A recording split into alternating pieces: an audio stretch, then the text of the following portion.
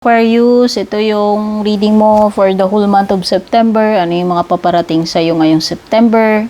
Overall, first week, second week, third week, and fourth week. Ako nga pala si Purple Teen para sa mga bago dito. Kung di pa po kayo nakaka-subscribe, please don't forget to subscribe. Paki-like and follow na rin po yung ating Facebook page. Doon po kayo mag-send ng private messages kung gusto nyong mag-book ng personal reading.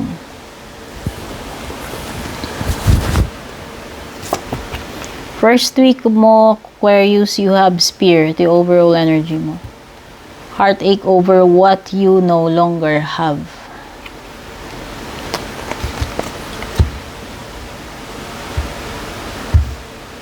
So, pwedeng iba sa inyo, you will be broken-hearted. Kasi alam ninyong hindi nyo na maibabalik yan. To. Hindi mo wala lang ngayon sa inyo to eh. So, pwedeng sa past yan. Or may mawawala sa inyo, kaya yan yung ikaka-devastate ninyo or ikaka-sad ninyo, ikaka-broken heart ninyo. Kasi alam ninyong hindi nyo na maibabalik or hindi na uli mangyayari, no? Totally nawala na. Pagdating naman sa career mo, business, job loss, termination of employment. So, pwede pa sa inyo nanganganib kayo dyan sa trabaho. O baka naman yun ikaka-disappoint mo, ikaka-heartbroken mo. Itong first week of September, Aquarius, no? Kasi siguro, kung matagal na tong trabaho mo, matagal ka na dyan, pinundar mo, syempre masakit para sa'yo yan. And mahirap din naman magpundar ng, alam mo yon, mag-i-start ka uli and back to zero ka. No? Magpupundar ka na naman ng bagong pakikisama, ng reputation, sa iba pang sa bagong company, yun talaga may mga time na nag-e-end and may mga time talaga na pag umalis hindi na babalik, no? Hindi, alam mo, yung mga bagay na hindi meant forever sa buhay natin, whether career man yan tinutukoy dyan or hindi. Pero ito nga, pwedeng may danger na mawalan ka ng trabaho, ma-endanger yung position mo dyan sa trabaho mo. Love life mo, first week, detachment. I had to let this go so I could clear my mind. Meron kang ili-let go pagdating dito. Whether etong person mo ba to, ili-let go mo, or meron kang something you did in the past or something na ginawa sa'yo nitong person na to na na kailangan ng kalimutan or bitiwan na. No? Para hindi, alam mo yun, hindi, kasi pwedeng naapektuhan ka ng matindi niyan and wala ka ng peace of mind kung hindi mo i-let go. So, ayan, mas pipiliin mo na lang yung healthy na option na i-let go na lang yan kaysa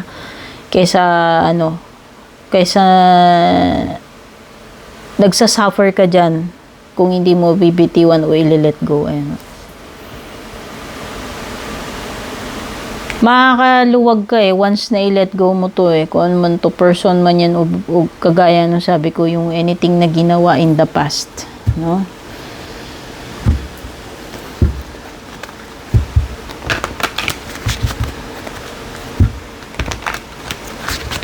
Pag hindi na healthy or yung mga bagay na hindi na yung tumutorture na sa atin, talaga nila-let go natin yan. Hindi natin kailangan mag-suffer forever dahil lang may pinagbabayaran tayo, 'di ba? Yun Kung nagsisi ka naman ng todo, sincere naman yung pagsisisi mo, yung mga bagay talaga i-let go mo na. So, halimbawa, hindi mo mapatawad sarili mo, 'di ba? Dati let go mo rin yun. Importante, humingi ka ng tawad at sincere ka doon sa pagsisisi mo. O, diba? You have also the Seven of Cups. So, maraming pwedeng puntahan tong sitwasyon mo, Aquarius, base dito sa Seven of Cups. Maraming road, maraming options.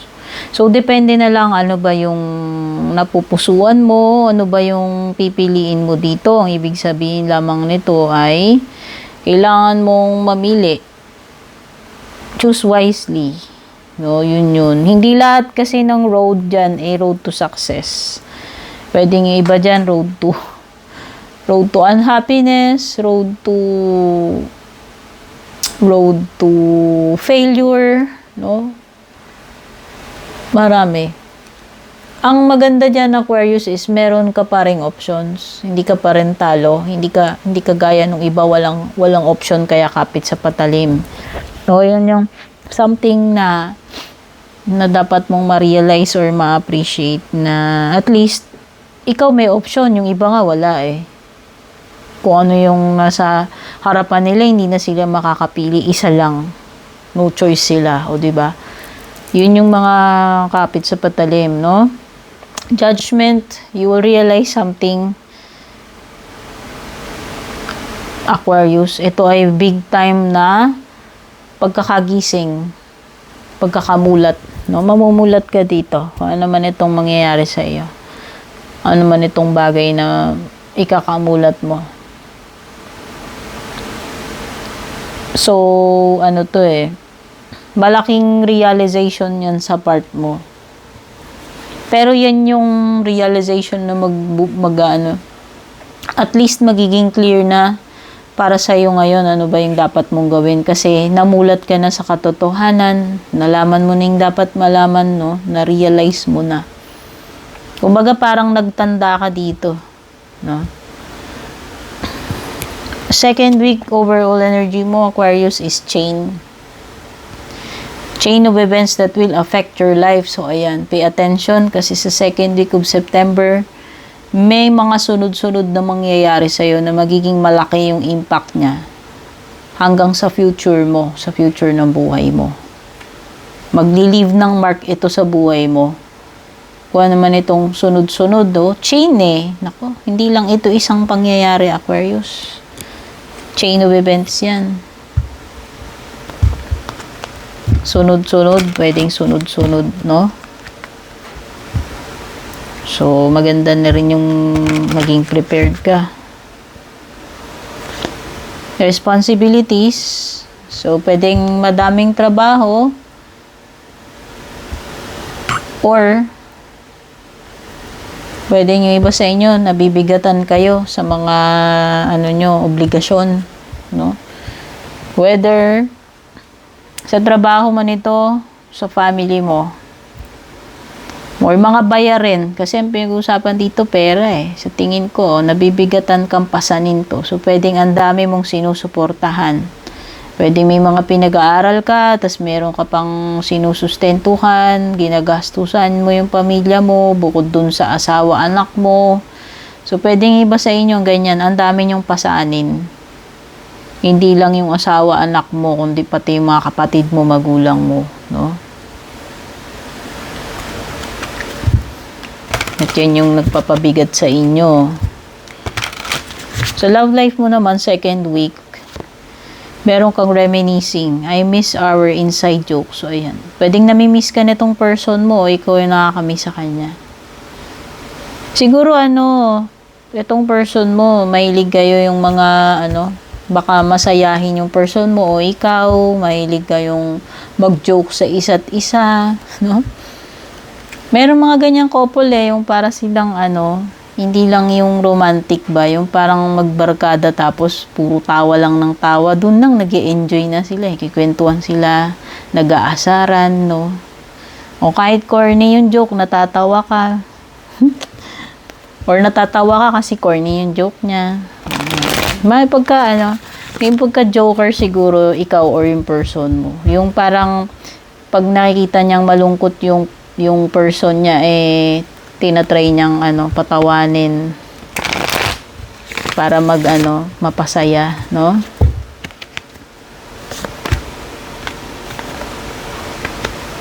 May Gemini, Libra, Aquarius energy, pwedeng ikaw lang yan, Aquarius. Okay, ang napipil ko dyan sa mo,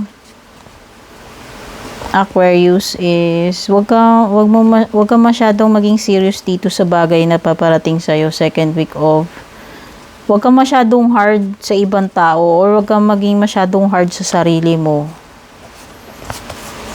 May, may energy na sa sense ako dyan na parang pwedeng ma-misunderstood ka na masyado kang cold and argumentative. So, be careful din sa choice ng words mo, Aquarius, wag taklesa, okay? So, kasi pwedeng makasakit ka dyan eh. No? So, make sure na kasi mukhang meron decision making with the King of Swords.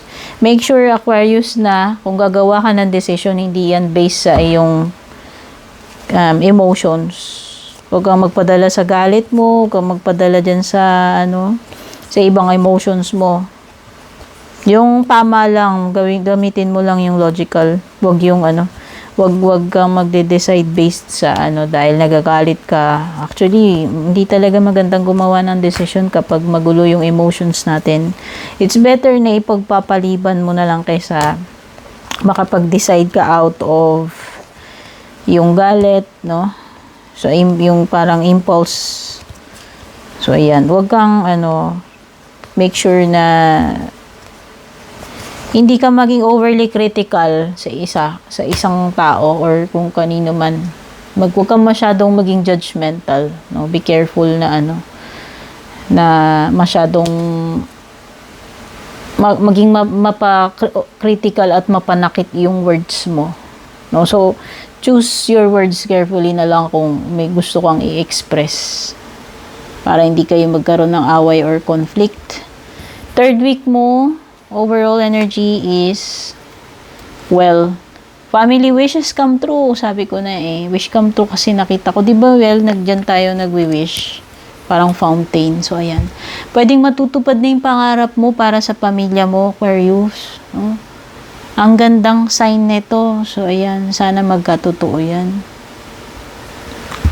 At least, diba, matutupad na yung pangarap nyo ng pamilya mo or pangarap mo para sa pamilya mo.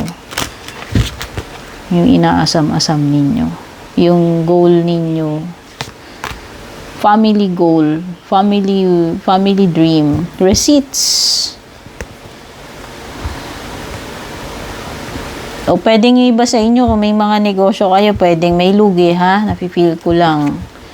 May computation dyan pwedeng nag-overspend sa budget, no? So, yung allotted budget lumagpas doon. No? Pwedeng sa opisina, kung namamasukan ka, pwedeng magkaroon ng issue dyan tungkol sa mga budget na kinakangkong. O baka may anomalya dyan, no? Kung saan napupunta yung budget. So, ayan. Be careful na huwag kang masasangkot sa mga ganyan or huwag kang sana hindi ka naman alam mo yon yung mapagtripan or sa'yo, ikaw yung mapagbintangan. Love life mo, third week, you have unexpected outcome. Things didn't go the way you planned. So, may mga darating. Expectation versus reality, Aquarius, third week of September sa love life mo. Ito yung mga bagay na dumarating na hindi kasali sa plano mo. Oh. Ayan. Surprise, diba? So, pwedeng iba madi-disappoint kasi nga, yung pinlano nyo hindi natupad, ibang nangyari instead. No? O, ayan. Something na hindi nyo ine-expect. Malayo dun sa goals ninyo or dun sa gusto nyo mangyari sa relationship ninyo, sa pinlano ninyo, hindi na sunod yung plano ninyo. O, di ba?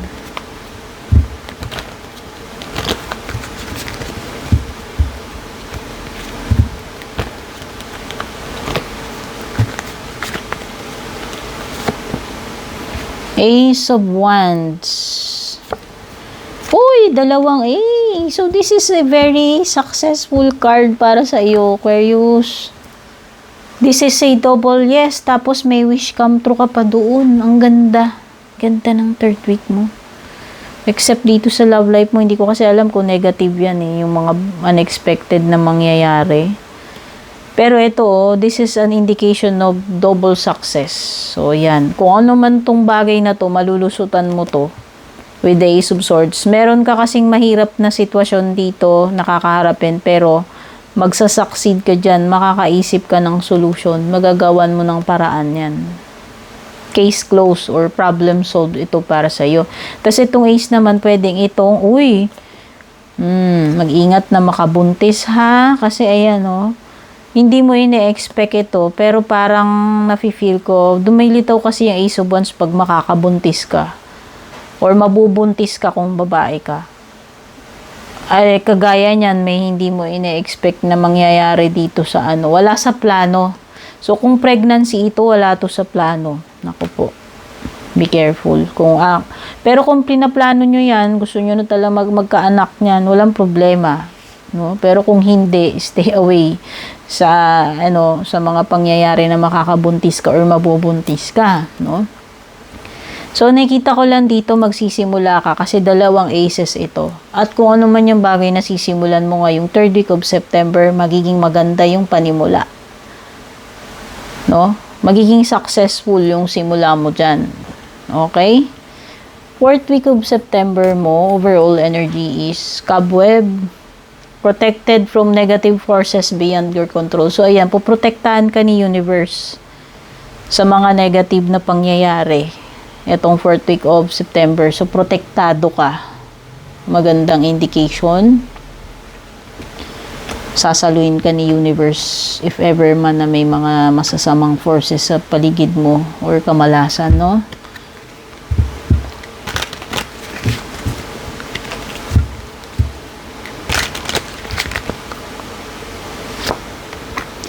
Changes.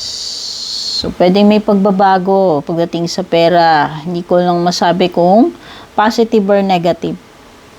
No, kasi changes neutral yan Hindi yung sinabi dyan, bad changes. Wala naman sinabing gano'n. Sa meron, mafe-feel mo lang yung mga pagbabago na yan. Whether sa workplace mo man ito o sa negosyo mo or sa kabuhayan mo. No, sa pera.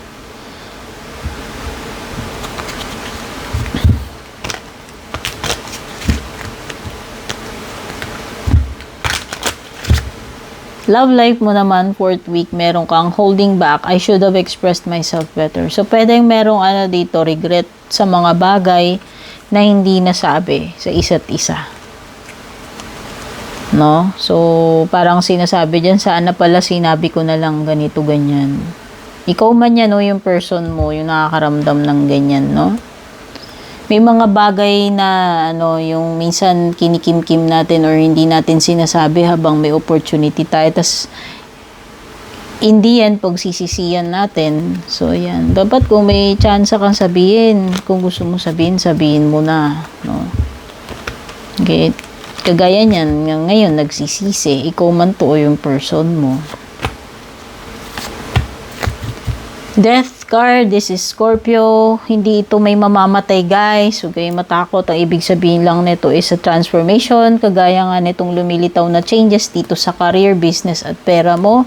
Nakikita ko na mayroong pagbabago sa takbo ng pamumuhay mo. Pwedeng sa routine, pwedeng sa pinansyal, pwedeng sa negosyo, sa relationship, anything no? Malawak Okay, basta importante lang naman dito ay kung ine-embrace mo or ready kang tanggapin tong mga pagbabago na paparating sa iyo. So, sana maganda to. Transformation yan, no? Pwedeng ikaw, i-reinvent mo yung sarili mo. Ikaw yung gagawa ng changes or i-accept mo tong mga changes na to. Minsan kasi yung death card, ito yung mga changes na darating na whether we like it or not, kailangan tanggapin mo yan kasi part ng buhay mo itong pagbabago na to. Kailangan, no? Kumbaga, kailangan sa soul's growth mo. And pwede nyo iba sa inyo dito, merong energy ng pagiging stuck. 4th of September, pwedeng hindi kayo makakaalis. Matatrap kayo sa isang situation o lugar. No? Hindi kayo makakatakas dito. Yun yung feeling ko. So, kung balak ninyong tumakas, balak ninyong maglakwatsa, hindi kayo pinayagan, hindi talaga kayo makakaalis. Or, pwedeng, hindi mo pa magagawa yung mga gusto mong gawin itong 4th week of September, Aquarius. Okay? So, ito yung mga energies na nakuha natin, kung ano ba tong mga paparating sa iyo ngayong September Don't forget to like and share this. Don't forget to subscribe kung hindi pa nakaka-subscribe. Take care and God bless.